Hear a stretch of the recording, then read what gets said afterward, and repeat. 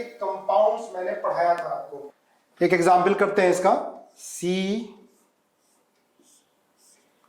ये हमने यहां पर X लगा दिया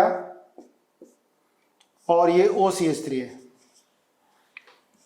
स्ट्रॉन्ग बेस NaNH2 और अमोनिया, ठीक है। इसमें आपको मेजर प्रोडक्ट बतानी है, कल मैंने आपको कराया हुआ है। इसमें आपको मेजर प्रोडक्ट बतानी है। चलो मेरे साथ करो, इसकी पूरी मैकेनिज्म करके देखो, ठीक है। OCH3 मैंने आपको बताया था कि जब भी डीएक्टिवेटेड बेंजीन होगी, एराइल हैलाइड होगा डीएक्टिवेटेड, तो बेंजाइन मैकेनिज्म से रिएक्शन होगी। इसको बेटा साइन सब्स्टिट्यूशन भी बोलते हैं, CINE, cine substitution, cine substitution भी बोलते हैं, सब्स्टिट्यूशन, ठीक है। इसको साइन सब्स्टिट्यूशन भी बोलते हैं। और एडिशन एलिमिनेशन, वैसे रिएक्शन क्या है बेटा, एडिशन एलिमिनेशन है, एडिशन एलिमिनेशन, एडिशन हो रहा है, एलिमिनेशन हो रहा है ना। एलिमिनेशन एडिशन, उल्टा करो, एलिमिनेशन एडिशन।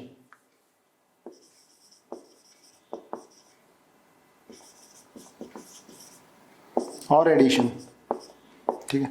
साइन सब्स्टिट्यूशन नाम होता है इसका। रिवाइज करो, देखो मैंने आपको बताया था कि न्यूक्लियोफिलिक सब्स्टिट्यूशन इन एरोमेटिक हैलाइड, इन एरोमेटिक कंपाउंड। तो उसमें मैंने आपको 3 केस बताए थे। एक तो SN1, ArSN1, एक ArSN2, और एक बताया था ये साइन सब्स्टिट्यूशन या nucleophilic substitution via benzene mechanism, है ना। देखो दोबारा फिर बताता हूं क्योंकि बड़ा इंपॉर्टेंट टॉपिक है ये और समझ में इजीली आता नहीं है।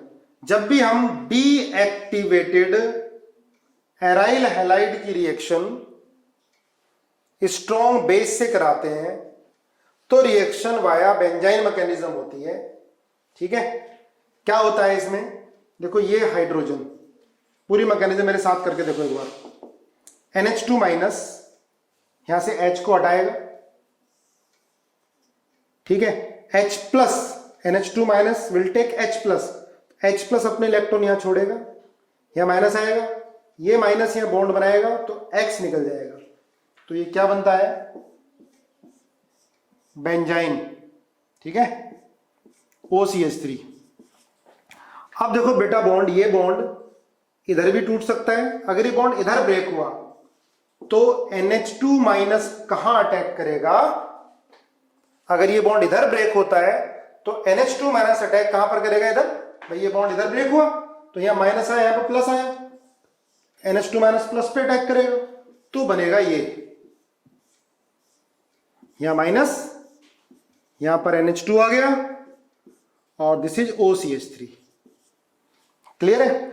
अगर ये NH2 माइनस अटैक इधर करता तो ये बॉन्ड बेटा ऐसे ब्रेक होता है ना, तो क्या बनता है, यहां पर NH2 आ गया, यहां माइनस और यहां पर OCH3 आ गया, ठीक है। इतनी बात समझ में आई। अब मेजर प्रोडक्ट कौन सी बनेगी, देखो H प्लस आयन अमोनिया से लेगा बेटा, ये तो अमोनिया से H प्लस आयन लेगा तो ये बनेगा, बना देते हैं डायरेक्टली, OCH3, NH2 यहां मेटा पर आ गया और इसने H प्लस आयन लिया अमोनिया से और ये बना OCH3 और NH2, यहां H कहां से आ गया, अमोनिया से आ गया। अब आपको बताना है कि ये प्रोडक्ट मेजर होगी पैरा वाली या प्रोडक्ट मेजर होगी ऑर्थो वाली, सॉरी मेटा वाली, है ना। मैं इसको लिखता हूं कि A मेजर होगी या B मेजर होगी, है ना। बताओ जरा एक बार, A मेजर या B major. First A major होगी, है ना। चलो ठीक है, आप लोगों ने सबने वीडियो देख ली है। ये क्वेश्चन एग्जाम में आए तो गलत नहीं होना चाहिए, ध्यान रखना इस कॉन्सेप्ट पर। न्यूक्लियोफिलिक सब्स्टिट्यूशन इन एराइल हैलाइड, मैंने आपको मैक्सिमम जितने एग्जाम्पल हो सकते हैं करा दिए हैं। तो हमने क्या बताया था कि मेजर प्रोडक्ट देखने के लिए हम कार्बन आयन की स्टेबिलिटी देखेंगे, और यहां पर जो कार्बन आयन की स्टेबिलिटी देखी जाती है सिर्फ किससे देखी जाती है, ओनली माइनस आई इफेक्ट और plus I effect, are effect नहीं। अब आप देखो ज्यादा स्टेबल कौन सा होगा, ये ज्यादा स्टेबल होगा, है ना, माइनस चार्ज यहां पर है, पास है इसके, माइनस आई ग्रुप के पास है, और यहां माइनस चार्ज माइनस आई ग्रुप से दूर है। तो सबने सही बताया, पहली वाली क्या होगी, ए होगी मेजर। क्लियर है? तो इसको बेटा साइन सब्स्टिट्यूशन भी बोलते हैं, एलिमिनेशन एडिशन भी हो गया, है ना, और इसमें बेंजाइन मैकेनिज्म बनती है। मैंने तीनों केस आपको अच्छे से डिटेल में कराए हैं, अब ये आपकी रेस्पॉन्सिबिलिटी है, आप उसको अच्छे से कर लो। नेक्स्ट और लास्ट, न्यूक्लियोफिलिक सब्स्टिट्यूशन का ये लास्ट पार्ट है, ठीक है। तो लिखो, हेडिंग डालो, nucleophilic substitution in, nucleophilic substitution in acyl carbon, और बोल सकते हैं इन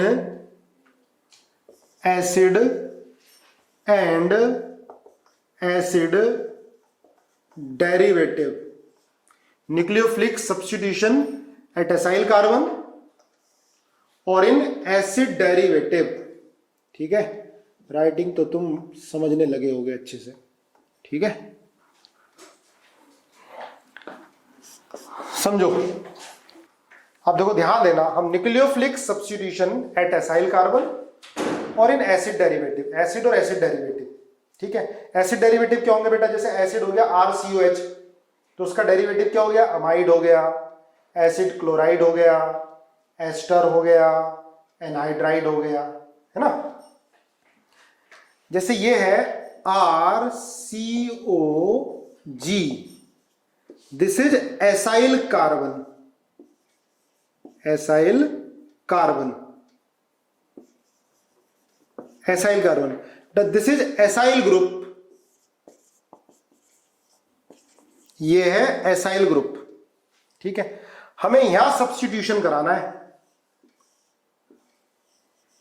बहुत इंपॉर्टेंट रिएक्शन है और बहुत इजी है, ठीक है। अब देखो आप बेटा मुझे बताओ, जैसे हमने RCOG इसकी रिएक्शन हमने न्यूक्लियोफाइल से करा दी, है ना। अब ये न्यूक्लियोफाइल कहां अटैक करेगा, है, न्यूक्लियोफाइल कहां अटैक करेगा, अरे शुरू से पढ़ते आ रहे हैं, ये न्यूक्लियोफाइल है, कहां जाएगा, जहां पर इसको इलेक्ट्रॉन डेंसिटी कम दिखाई देगी। अब देखो न्यूक्लियोफाइल कहां अटैक करेगा बेटा, C पर अटैक करेगा, न्यूक्लियोफाइल C पर अटैक करेगा, तो ये बनेगा RC और ये बॉन्ड ऊपर ब्रेक हो जाएगा, न्यूक्लियोफाइल C पर अटैक करेगा, है ना, क्योंकि यहाँ पार्शियल पॉजिटिव है, यहाँ क्या है, नेगेटिव है, और वैसे भी ऑक्सीजन की इलेक्ट्रोनेगेटिविटी ज्यादा है, वो तो इलेक्ट्रॉन क्लाउड को अपनी तरफ खींचने की कोशिश कर रहा है। न्यूक्लियोफाइल जाके कार्बोनिल कार्बन पर अटैक करेगा और ये ऊपर बॉन्ड ब्रेक हो जाएगा, ये बनेगा RO- G और NU। अब ये रिएक्शन रिवर्सिबल होगी या नहीं होगी वो डिपेंड करेगा G पर, ठीक है, न्यूक्लियोफाइल पर भी डिपेंड करेगा। देखो इतनी बात सुन रही। अब देखो बेटा इस रिएक्शन में इंटरमीडिएट ये बन रहा है, इसको बोलते हैं टेट्राहेड्रल इंटरमीडिएट। साथ साथ लिखते रहा करो, फिर दोबारा बस रिवीजन के लिए वीडियो देखो, है ना, मैं धीरे धीरे ही आपको बता रहा हूं सारा, मेरे साथ साथ करो आप ये मैकेनिज्म, ठीक है, साथ साथ याद होती जाएगी, ठीक है। ठीक है बेटा, न्यूक्लियोफाइल ने कहां अटैक किया, कार्बोनिल कार्बन पर अटैक कर लिया, ये बन गया टेट्राहेड्रल इंटरमीडिएट। देखो SN2 रिएक्शन में क्या बन रहा था, ट्रांजिशन स्टेट। SN1 रिएक्शन में क्या बन रहा था, कार्बोकेटायन, ठीक है। जब हम न्यूक्लियोफिलिक सब्स्टिट्यूशन एरोमेटिक हैलाइड पर करा रहे थे तो मेसन-मेयर कॉम्प्लेक्स कार्बन आयन बन रहा था, ठीक है, और जब डीएक्टिवेटेड हैलाइड था, एरोमेटिक हैलाइड, तो क्या बन रहा था, बेंजाइन। पर इसके अंदर जो इंटरमीडिएट बनता है वो ये बनता है, क्या बोलेंगे बेटा, देखो sp3 हाइब्रिडाइजेशन है, sp2 कन्वर्ट हो गया किसके अंदर, sp3 में कन्वर्ट हो गया। ठीक है, क्या बोलते हैं इसको? Tetrahedral intermediate. तो जब भी न्यूक्लियोफिलिक सब्स्टिट्यूशन एसाइल कार्बन पर होगा तो ये टेट्राहेड्रल इंटरमीडिएट बनेगा। अब आगे क्या होगा बेटा, ये बॉन्ड बनाएगा और यहां से G निकलेगा, लेकिन G तभी निकलेगा जब इसकी लीविंग पावर ज्यादा होगी। अगर G नहीं निकल रहा है तो फिर सब्स्टिट्यूशन नहीं होना। ठीक है, अगर देखो C डबल बॉन्ड बनाना चाहेगा क्योंकि C डबल बॉन्डों की बॉन्ड एनर्जी ज्यादा होती है, पर भाई बना तो तभी पाएगा ना जब G निकलेगा। जब G निकलेगा ही नहीं तो फिर कैसे बना पाएगा?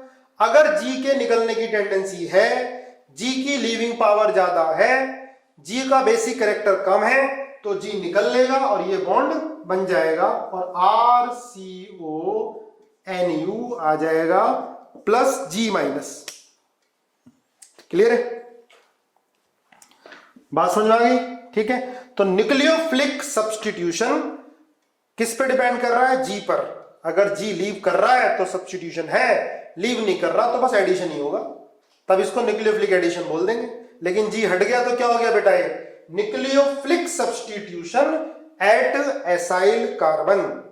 ठीक है, चलो आगे देखते हैं। अब देखो जैसे ये एग्जाम्पल है बच्चों, RCOCl है, इसकी रिएक्शन में H2O से कराता हूं, है ना? आपको बताना रिएक्शन होगी या नहीं होगी।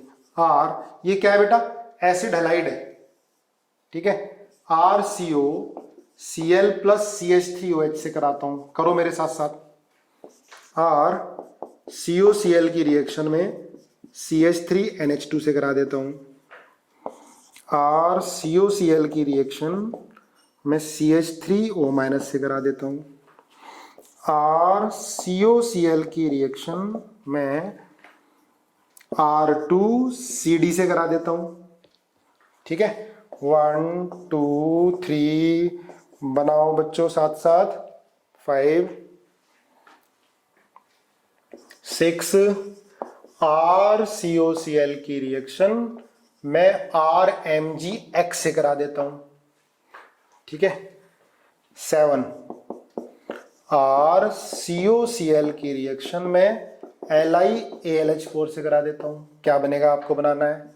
8। RCOCl की रिएक्शन NaBH4 से भी कराते हैं। ठीक है, 9। RCOCl की रिएक्शन हम कराते हैं CH3Na से करा देते हैं। ठीक है, चलो अब बताओ ये रिएक्शन होंगी या नहीं होंगी, यस और नो। पहले तो यस और नो बताओ मुझे। सुनो, देखो पूरी मैकेनिज्म से बनाओ बेटा, ये नहीं कि डायरेक्ट आपने तोड़ दिया। ये लोन पेयर है ऑक्सीजन पर, है ना? ये जाकर यहां अटैक करेगा तो क्या बनेगा? ये RCO- ClOH H+। ठीक है, अब देखो H+, यहां से ये H2O है, ये तो सॉल्वेंट है। H2O यहां से H हटा देगा, है ना? H यहां से हट जाएगा। क्लियर है? तो क्या बनेगा? RCO- Cl और OH। अब देखो बेटा, ये बॉन्ड बनाएगा और Cl निकल लेगा, तो प्रोडक्ट क्या आ गई? RCOOH, है ना? पूरी मैकेनिज्म पता होनी चाहिए। H2O है, ठीक है, इसकी न्यूक्लियोफिलिसिटी ज्यादा है। H2 अटैक करेगा यहां पर, अपने लोन पेयर दिया, ऊपर प्लस आ गया, यहां से H+N निकल जाएगा, वाटर ही हटा लेगा इसको। ठीक है, O-N बॉन्ड बनाएगा, Cl निकल जाएगा क्योंकि Cl की लिविंग पावर ज्यादा है। तो देखो क्या बन गया बेटा? एसिड क्लोराइड से अल्कोहल बन गया, है ना? न्यूक्लियोफाइल यहां पर अटैक कर रहा है C पर। अभी रेट भी देखेंगे इसका। ऐसे इसमें भी हो जाएगा बेटा, R डायरेक्ट कर दूं OCH3 करके देख लोगे। O अटैक करेगा, बाद में इसका H+N निकल जाएगा, Cl- निकल जाएगा। देखो एसिड क्लोराइड से क्या मिल गया बेटा? ये एस्टर, है ना? ऊपर वाले में क्या मिल रहा है? एसिड क्लोराइड से एसिड। नीचे देखो CH3NH2, ये प्राइमरी अमाइन है न्यूक्लियोफाइल, ये जाके अटैक करेगा, Cl निकलेगा, HCl देखो सब में, यहां भी HCl निकल रहा है, यहां भी HCl निकल रहा है ना? यहां क्या हुआ, NH2 जाकर अटैक करेगा, ठीक है, N पर प्लस आएगा, H प्लस निकलेगा, उधर से Cl निकल जाएगा। देखो मैकेनिज्म एक बार ध्यान से, है ना, बहुत इजी सी है। तो मैं डायरेक्ट लिख दूं बेटा RCONHCH3। ये क्या बना, एमाइड बना, एसिड क्लोराइड से एमाइड बन गया, है ना। पूरी मैकेनिज्म ऊपर की तरह हो गया ना, N जाके अटैक करेगा, बॉन्ड ऊपर टूटेगा O माइनस, फिर O निकलेगा यहां से Cl H प्लस यहां ले लेगा, ठीक है, HCl बन जाएगा।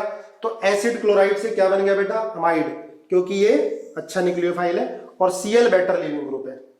यहां पर CH3O माइनस फास्ट हो जाएगी और रिएक्शन, यहां तो न्यूट्रल थे, ये क्या चार्ज है, तो ये क्या बनेगा RCOOCH3। एसिड क्लोराइड से बेटा क्या मिल गया, एस्टर मिल गया। यहां देखो R2CD है, CD क्या है, मेटल है। जैसे ग्रिग्नार्ड रिएजेंट में R माइनस आता था, यहां भी क्या आएगा, R माइनस आएगा। तो इसका R माइनस आयन Cl को हटा देगा, क्या बनेगा RCOR। बहुत इजी है। अब यहां देखो बेटा RMgX, Mg plus R minus, इसको ध्यान से देखो एक बार, ठीक है, ये मिटा रहा हूं मैं, सबने सही बना लिया होगा। देखो बेटा 6 देखो, RMgX ये है ग्रिग्नार्ड रिएजेंट। मैं हमेशा बताता आया हूं कि ग्रिग्नार्ड रिएजेंट बेस की तरह भी बिहेव करता है और न्यूक्लियोफाइल की तरह भी बिहेव करता है, लेकिन ये पहले बेस की तरह बिहेव करेगा अगर सबस्ट्रेट में एसिडिक हाइड्रोजन है तो। अगर एसिडिक हाइड्रोजन होगा तो ये बेस की तरह बिहेव करेगा, अगर एसिडिक हाइड्रोजन नहीं है तो ये किसकी तरह बिहेव करेगा, न्यूक्लियोफाइल की तरह, ठीक है। तो ये दोनों की तरह बिहेव करता है। First behave as an base if substrate has at least one acidic hydrogen, otherwise it will behave as nucleophile। तो यहां पर एसिडिक हाइड्रोजन तो है नहीं, तो किसकी तरह बिहेव करेगा बेटा, है न्यूक्लियोफाइल की। तो R माइनस आयन C पर जाकर अटैक करेगा। देखो मैं इसको ऐसे लिख दूं, RO माइनस Cl, इसके बाद R। ध्यान से सुनना आगे। अब आगे देखो रिएक्शन हो जाएगी बेटा, क्योंकि Cl की लिविंग पावर क्या है, ज्यादा है, ये बॉन्ड बनाएगा, ये निकल लेगा, तो क्या आ गया है RCOR।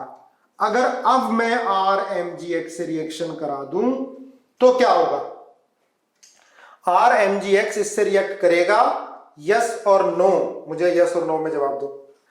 देखो बेटा ये रिएक्ट करेगा R minus Mg plus, R minus nucleophile, इसको इलेक्ट्रोफिलिक कार्बन दिखाई दे रहा है, R माइनस C पे अटैक करेगा, बॉन्ड ऊपर टूट जाएगा, बनेगा RCO माइनस R और R। लेकिन इसके आगे रिएक्शन नहीं होगी, सब्स्टिट्यूशन नहीं होगा। देखो पहले मॉलिक्यूल ने तो एडिशन किया, सॉरी सब्स्टिट्यूशन किया, R आया Cl निकला, Cl को R ने हटा दिया। अब दूसरा मॉलिक्यूल अगर कीटोन पे, ये कार्बोनिल कंपाउंड है, कीटोन पे अटैक करेगा तो अटैक तो करेगा, R माइनस आयन C पर तो जाकर लगेगा क्योंकि ये न्यूक्लियोफाइल है और यहां इलेक्ट्रोफिलिक कार्बन है, ये यहां लगेगा और ये ऊपर हटेगा। लेकिन अब ये बॉन्ड नहीं बनेगा क्योंकि अब R लीविंग पावर इसकी बहुत कम है, ये लीव नहीं करेगा। तो यहां से यहां तक की रिएक्शन न्यूक्लियोफिलिक सब्स्टिट्यूशन नहीं है, पर रिएक्ट तो कर रहा है, लेकिन क्या हो रहा है, इसमें एडिशन हो रहा है, ठीक है, इसमें क्या एडिशन हो रहा है, रिएक्शन यहीं रुक जाएगी। बाद में इसको ये यहां पर MgX आ जाएगा, इसकी हाइड्रोलिसिस करा दो तो RCOH R और R है ना, वो MgX की जगह क्या आ जाता है, OH आ जाता है। तो यहां से यहां तक क्या हुआ बेटा, ये न्यूक्लियोफिलिक एडिशन हुआ, जो आगे हम एक टॉपिक करेंगे, न्यूक्लियोफिलिक एडिशन हुआ, ये नॉट न्यूक्लियोफिलिक सब्स्टिट्यूशन। मैं आपको मैकेनिज्म वाइज लिए पढ़ा रहा हूं कि रिएक्शन पहचानने के लिए आता है कि कब एडिशन हो रहा है, कब सब्स्टिट्यूशन हो रहा है। तो आपको ये समझ में आ गया। इसके पहले मोल ने क्या किया, एडिशन, न्यूक्लियोफिलिक सब्स्टिट्यूशन, क्योंकि Cl की लिविंग पावर ज्यादा थी। यहां तक क्या हुआ बेटा, ये nucleophilic substitution at acyl carbon. पर इसका सेकंड मोल क्या करेगा, न्यूक्लियोफिलिक एडिशन करेगा, न्यूक्लियोफाइल ऐड करता है, ठीक है। डिटेल में पढ़ेंगे न्यूक्लियोफिलिक एडिशन आगे, अभी हम सब्स्टिट्यूशन पढ़ रहे हैं तो उस पर ध्यान देते हैं। पर आप समझ तो सकते हो कि कब न्यूक्लियोफिलिक एडिशन होना है और कब न्यूक्लियोफिलिक सब्स्टिट्यूशन होना है, ठीक है। चलो आगे एग्जांपल देखो मेरे साथ, इसको करो।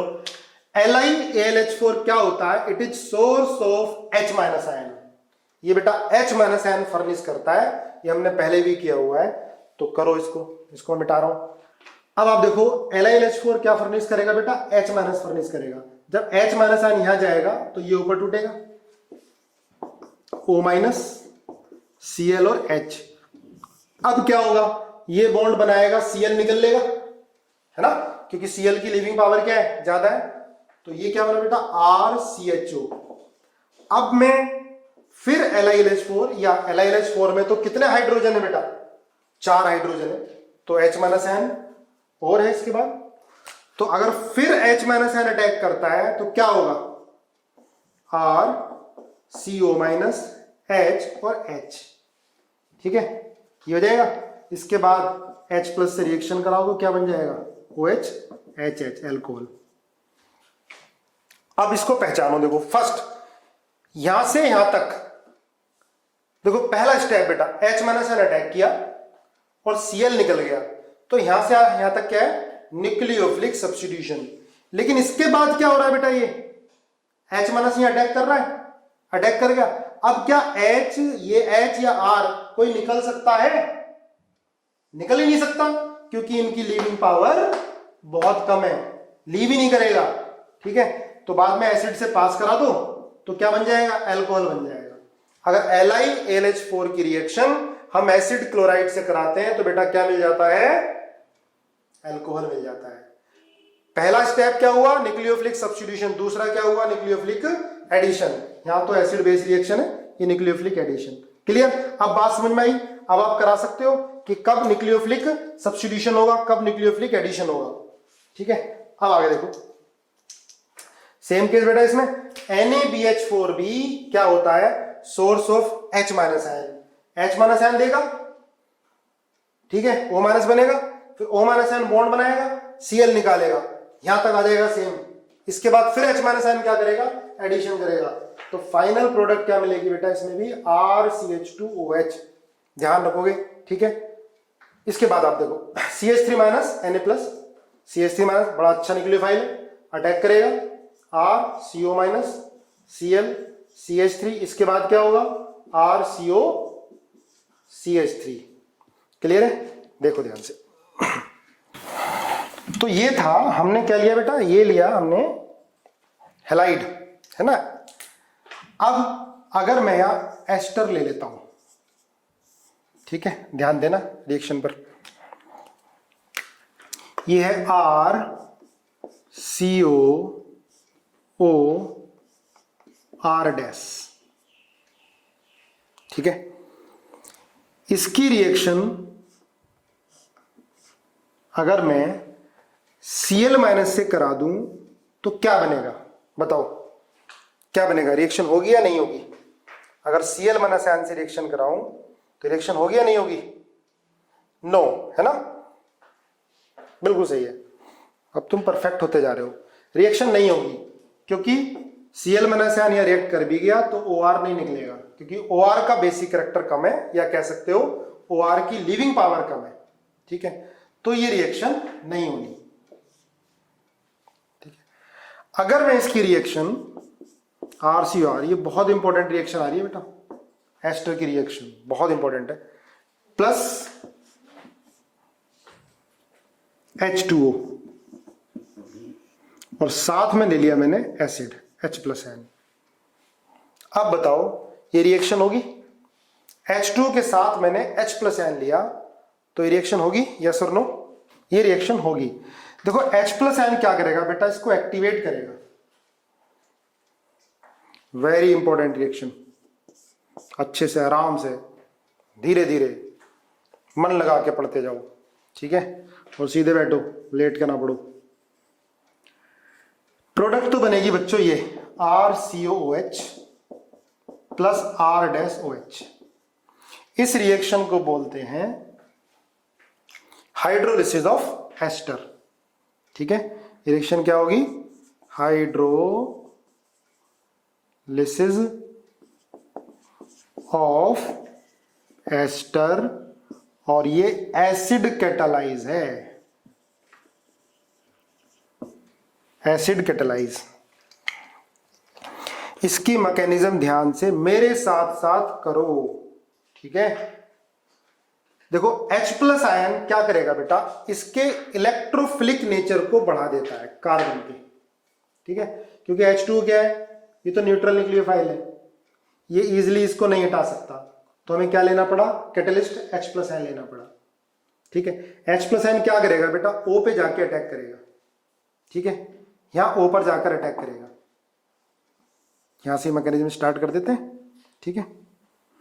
चलो अलग से करते हैं, RCOOR H+ आयन क्या करेगा, ये यहां पर अटैक करेगा, लोन पेयर लेगा, तो बनेगा RCOH+ और OR'। अब आप देखो, अब ये H2 वीक न्यूक्लियोफाइल है, फिर भी अटैक कर जाएगा, क्योंकि हमने H+ आयन लिया, H+ आयन ने क्या कर दिया, इस कार्बन की इलेक्ट्रोफिलिसिटी को बढ़ा दिया। अब ये बॉन्ड आसानी से ब्रेक करेगा, ठीक है। अब वीक न्यूक्लियोफाइल भी इसको हटा देगा इजीली, ये बॉन्ड टूट जाएगा, है ना, सहमत हो मेरी बात से। और ये रिवर्सिबल होते हैं स्टेप, ये ध्यान रखना भाई, सारे स्टेप रिवर्सिबल होंगे, है ना। अब H2 आसानी से अटैक कर जाएगा। फंक्शन ऑफ H+ आयन आपको समझ में आ गया होगा, it will increase electrophilicity of carbon, ठीक है। अब आप देखो आगे क्या होगा, RCOH, ठीक है, OH+ और यहां पर OR' आ गया, ठीक है। इसके बाद यहां से H+ आयन निकला, ठीक है, और यहां पर जाकर अटैक कर गया, तो ये बना RCOH OH OR' और प्लस, ठीक है। अब ये यहां निकलेगा, ये निकलेगा, पॉजिटिव आएगा, ये बॉन्ड बनाएगा, देखो साथ साथ करना नहीं तो कंफ्यूज हो जाओगे। RCOH+ OH और ये क्या बन गया बेटा, R'OH, है ना। दोबारा देखो, H+ आयन O पे जाके अटैक किया, O+ आ गया, H2O ने C पे अटैक कर दिया, क्योंकि इससे इलेक्ट्रोफिलिसिटी बढ़ गई, ये आ गया। अब यहां पर O पर H+ आयन, H+ आयन हटके यहां चला गया, O पर गया, तो O पर जाते इसकी लीविंग पावर बढ़ गई। जैसे ये निकला, इसने अपने लोन पेयर इसको दिए, डबल बॉन्ड आ गया, अब ये अपने इलेक्ट्रॉन छोड़ के निकल जाएगा, ठीक है। आगे ये अपने, भाई ये तो कैटलिस्ट था, कैटलिस्ट रीजनरेट हो गया, तो RCOH+ R'OH बन गया। नोट करो इसको, ये हमने लिया RC double bond O R' plus H2O 18 और H+ आयन, ठीक है। तो देखो प्रोडक्ट क्या बनेगी बेटा, RC double bond OH 18 plus R'OH, है ना, O18 ले लिया हमने, R'OH। फिर देख लो मैकेनिज्म, रिपीट करने की जगह मैं इसको कर देता हूं। तो पहले H+ आयन क्या करेगा, O पर अटैक करेगा, है ना, साथ साथ करो जिसको समझ में नहीं आया है, ये बन गया। अब क्या होगा, H2O अटैक कर जाएगा, H2O 18, ये अटैक करेगा यहां पर, ये बॉन्ड टूटेगा, तो ये क्या बना, RCOH O 18 प्लस, और ये OR' आ गया। अब क्या होगा बेटा, ये प्रोटॉन ट्रांसफर हो जाएगा, ठीक है, H+ आयन यहां से निकलेगा और इधर चला जाएगा, प्रोटॉन ट्रांसफर, तो ये बनेगा बेटा ROH OR H+ OH 18। इसके बाद क्या होगा, ये निकलेगा, यहां प्लस चार्ज आएगा, ये लोन पेयर इसको ये देगा, ठीक है। तो देखो ये क्या बन जाएगा, RCOOH18 और ये प्लस। अब ये इलेक्ट्रॉन छोड़ के निकल लेगा, ये इलेक्ट्रॉन छोड़ के निकलेगा तो क्या बनेगा ये RCOO18H प्लस R-OH। क्लियर है? अब आप देखो इसके अंदर बेटा, मैंने क्या करा रहा था आपको कि nucleophilic substitution at acyl carbon. देखो ये एसाइल कार्बन है, H2 ने अटैक किया तो ये क्या बना, पहला टेट्राहेड्रल इंटरमीडिएट बनाया। देखो पहला टेट्राहेड्रल इंटरमीडिएट ये बना है, दूसरा टेट्राहेड्रल इंटरमीडिएट H ट्रांसफर हुआ, दूसरा टेट्राहेड्रल इंटरमीडिएट ये बन गई। तो जब भी हम एसाइल कार्बन पर न्यूक्लियोफिलिक सब्स्टिट्यूशन कराएंगे तो इंटरमीडिएट क्या बनेगा बेटा, टेट्राहेड्रल इंटरमीडिएट बनेगा। ध्यान रखना, जैसे SN2 में क्या बन रहा था, SN2 में बन रहा था ट्रांजिशन स्टेट, और ट्रांजिशन स्टेट की हाइब्रिडेशन क्या हो रही थी, sp2 है ना, sp3 से sp2। और SN1 में क्या बन रहा था, कार्बोकेटायन। और इसके अंदर nucleophilic substitution at acyl carbon क्या बनता है, टेट्राहेड्रल इंटरमीडिएट। चलो थोड़ी सी स्टीरियो केमिस्ट्री इसके अंदर ऐड करते हैं, है ना, सुनो ध्यान से। CH3 CO O C PH CH3 CH2 CH3 plus H2O in presence of acid. अब बनाओ बेटा क्या बनेगा ये, ठीक है। देखो जब भी क्वेश्चन थोड़ा सा टिपिकल करना होता है तो स्टीरियो केमिस्ट्री आ जाती है। अब आप मुझे बताओ कि बॉन्ड की क्लीवेज किधर से होगी। देखो जब हम हाइड्रोलिसिस कर रहे थे एस्टर का तो ये बॉन्ड ब्रेक हो रहा था। अब आपको बताना है कि बॉन्ड की क्लीवेज पहली साइड से होगी या दूसरी साइड से होगी, है ना। बताओ मुझे, फर्स्ट साइड से, सेकंड साइड से। तुम सारे समझ गए, सेकंड साइड से, ठीक है। सेकंड साइड से क्यों होगी, क्योंकि कार्बोकेटायन बहुत स्टेबल बनेगा। अब ये रिएक्शन SN1 हो गई, समझे। अब ये रिएक्शन SN1 हो गई, ये बॉन्ड यहां से क्लीवेज होगा क्योंकि कार्बोकेटायन स्टेबल बन रहा है। तो ये बनेगा CH3COOH। सेकेंड साइड से बॉन्ड की क्लीवेज होगी, रिएक्शन बिकम SN1, कार्बोकेटायन बनेगा C प्लस PH CH3 और CH2 CH3 स्टेबल कार्बोकेटायन है। इसके बाद फिर क्या होगा, वाटर पड़ा ही है, वाटर का OH यहाँ जाके अटैक करेगा तो दो product OH CH3PH plus OH CH2 CH3 कर दो इसको, CH2 CH3 प्लस PH। क्या मिल गया बेटा, है रेसिमिक मिक्सचर। पूरी मैकेनिज्म से पढ़ोगे ना तो ऑर्गेनिक बिकम वेरी इजी। तो कुछ भी नहीं रखा था इसमें, अगर हमने नहीं पढ़ा होता, थोड़ा ध्यान से मैकेनिज्म नहीं पढ़ी होती, हम घूम जाते, है ना। सिर्फ हाइड्रोलिसिस ऑफ एस्टर, उसमें क्या बन जाता है, एसिड बन जाता है और अल्कोहल बन जाता है ना। लेकिन स्टीरियो केमिस्ट्री थोड़ी सी भी आ गई और हमने नहीं करे इस तरह क्वेश्चन तो क्वेश्चन गलत हो जाएगा, है ना। अब आपने मैक्सिमम सबको समझ में आ गया कि क्लीवेज यहां से होगी अब, है ना, क्योंकि यहां पर कार्बोकेटायन क्या बनेगा, स्टेबल बनेगा।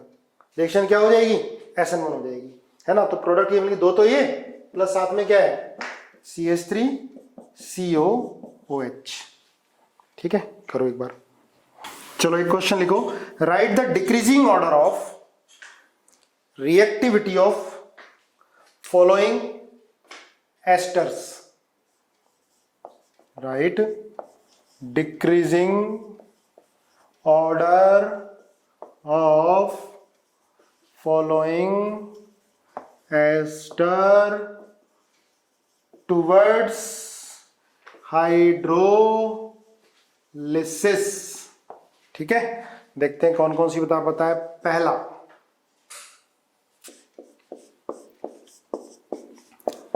CO OCH3, B part COO। पहला ए और बी में से बताओ।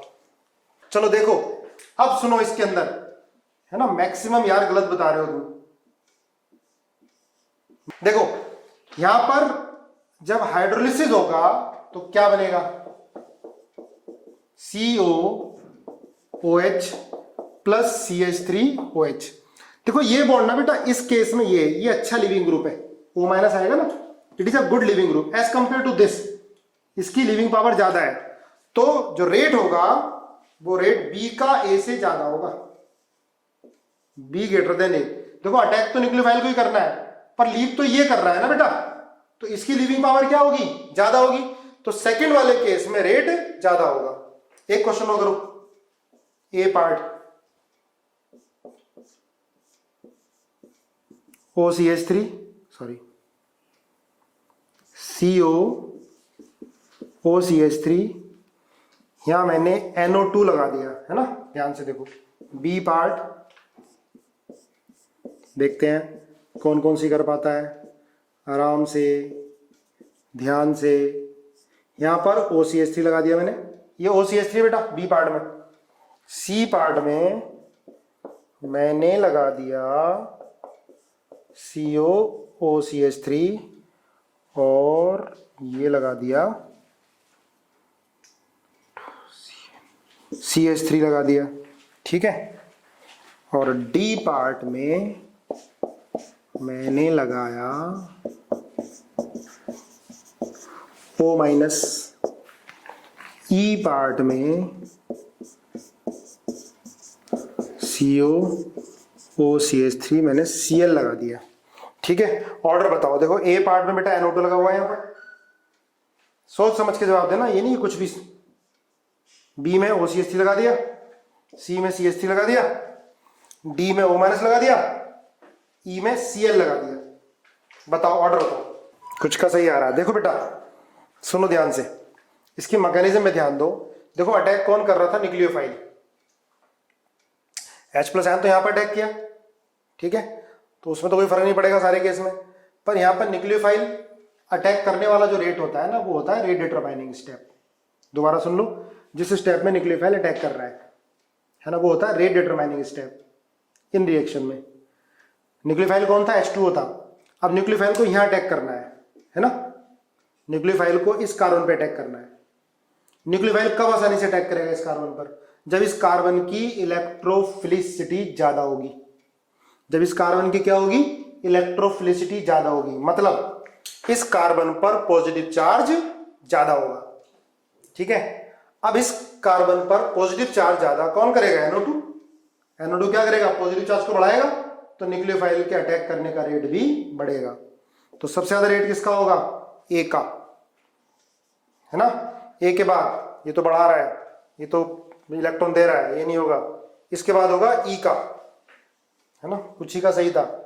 ई के बाद होगा फिर सी का, सी के बाद होगा फिर बी का, और डी का तो सबसे कम होगा, क्योंकि O माइनस का प्लस R सबसे ज्यादा होता है, ये ज्यादा इलेक्ट्रॉन देगा, ठीक है, और न्यूक्लियोफाइल के अटैक करने के रेट को कम कर देगा, न्यूक्लियोफाइल के अटैक करने के रेट को कम कर देगा। ध्यान रखो, ठीक है। इन्हीं में से ऑब्जेक्टिव क्वेश्चन बन जाते हैं। जो रिएक्शन देखो एनसीईआरटी में दे रखी है, हाइड्रोलिसिस ऑफ एस्टर एनसीईआरटी में है, पर किस चैप्टर में है मालूम चलेगा आपको, क्योंकि अभी हम मैकेनिज्म वाइज पढ़ रहे हैं, ठीक है। इतना क्लियर हुआ। चलो एक दो क्वेश्चन और करते हैं इस पर।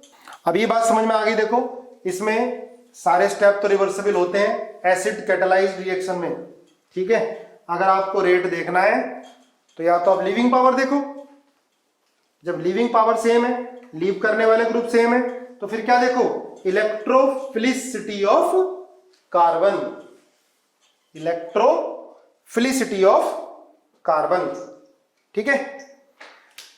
चलो ये और देखो, जैसे ये CH3 है, ध्यान से, ये PH है और ये D है, ये COOCH3 है, क्लियर है। इसकी रिएक्शन हम CH3 CH2 या हाइड्रोलिसिस ही करा रहे हैं, चलो अभी तो हाइड्रोलिसिस ऑफ एस्टर यही करा रहे हैं, ठीक है। तो जब प्रोडक्ट बनेगी उसकी स्टीरियोकेमिस्ट्री क्या होगी, देखो ये कायरल है यहां पर, ठीक है, ये कायरल है। तो जो प्रोडक्ट बनेगी उसकी स्टीरियोकेमिस्ट्री क्या होगी, ठीक है। न्यूक्लियोफाइल कहां अटैक करेगा, क्या फर्क पड़ेगा, इसको पीएच की, चलो यहां लिख लो आप, एच ही लिख लो, एच एच है, ठीक है। तो स्टीरियोकेमिस्ट्री क्या होगी इसकी, तो बेटा ध्यान देखो, वो ये H2 तो यहां अटैक करेगा, यहां तो करेगा नहीं, है ना। तो जो कॉन्फ़िगरेशन इसका रहेगा प्रोडक्ट में भी वही रहेगा, अटैक यहां कर रहा है, ठीक है, ये वाला बॉन्ड क्लीवेज होगा, है ना। तो यहां तो कोई फर्क नहीं पड़ रहा, न्यूक्लियोफाइल कायरल एटम पर तो अटैक ही नहीं कर रहा, तो क्या रहेगा, सेम ही रहना है ना, स्टीरियोकेमिस्ट्री सेम ही रहेगी, जो कॉन्फ़िगरेशन यहां था वो यहां रहेगा, सी ये आ जाएगा OH प्लस CH3OH, ठीक है। एक और देखो, अगर मान लिया ये है, समझो ध्यान से, H है, ये D है, ये C और O, ये है CH PH और ये हो गया आपका OCH3, ठीक है।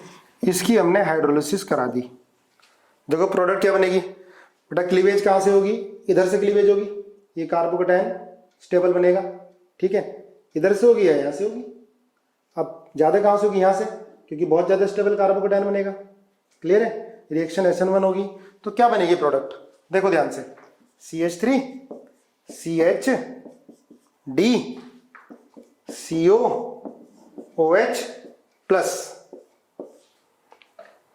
ये बनेगा आपका, यहां पर हमने पीएच ले लिया, H OH और ये OCH3 plus OH H PH OCH3, ये जो कॉन्फ़िगरेशन है वही रहेगा। मान लीजिए D है तो ये क्या मिलेगा बेटा, L मिलेगा। तो जो ओवरऑल प्रोडक्ट होगी ये ऑप्टिकली एक्टिव होगी या इनएक्टिव होगी, ये आपको बताना है। देखो ये कायरल था, क्लियर है, तो ये कायरल है तो कायरल ही रहेगा, जो कॉन्फ़िगरेशन इसका था वो इसका रहेगा, क्योंकि यहां पर न्यूक्लियोफाइल अटैक नहीं कर रहा है, अटैक कहां कर रहा है, यहां पर अटैक कर रहा है, तो ये यहां से बॉन्ड टूटेगा, कार्बोकेटायन बनेगा, कार्बोकेटायन से जब sp3 हाइब्रिडाइजेशन आएगी और वो कायरल बनेगा तो D भी मिलेगा और L भी मिलेगा। तो आपको बताना है कि जो प्रोडक्ट बन रही है वो ऑप्टिकली एक्टिव है या इनएक्टिव है, बताओ, प्रोडक्ट ऑप्टिकली एक्टिव है या इनएक्टिव है। सही है भाई, सारे सही बता रहे हैं, ऑप्टिकली एक्टिव। देखो ये तो रेसिमिक मिक्सचर मिल गया, ठीक है, लेकिन साथ में एक ही ऑप्टिकली एक्टिव प्रोडक्ट है नहीं है, तो प्रोडक्ट क्या बनेगी, ओवरऑल ऑप्टिकली एक्टिव। देखो ये तो एक दूसरे के ऑप्टिकल रोटेशन को कंपनसेट कर देंगे, पर ये प्रोडक्ट तो ऑप्टिकली एक्टिव है, तो जो इनका मिक्सचर होगा वो क्या होगा, ऑप्टिकली एक्टिव होगा, ठीक है। देखो ये मैं आपको एग्जांपल ज्यादा इसलिए करा रहा हूं क्योंकि ये बहुत इंपॉर्टेंट है, एडवांस में भी पूछा जाता है, जेई मेंस में भी और मेडिकल में भी। एडवांस में क्या करते हैं, थोड़ी स्टीरियोकेमिस्ट्री को इंट्रोड्यूस कर देते हैं बस, ठीक है, क्लियर आ गया। तो हम ये क्या पढ़ रहे थे, न्यूक्लियोफिलिक सब्स्टिट्यूशन इन एसिड और एसिड डेरिवेटिव, जिसके अंदर इंटरमीडिएट बनता है टेट्राहेड्रल इंटरमीडिएट। तो बेटा आज की क्लास हम लोग यहीं समाप्त करते हैं।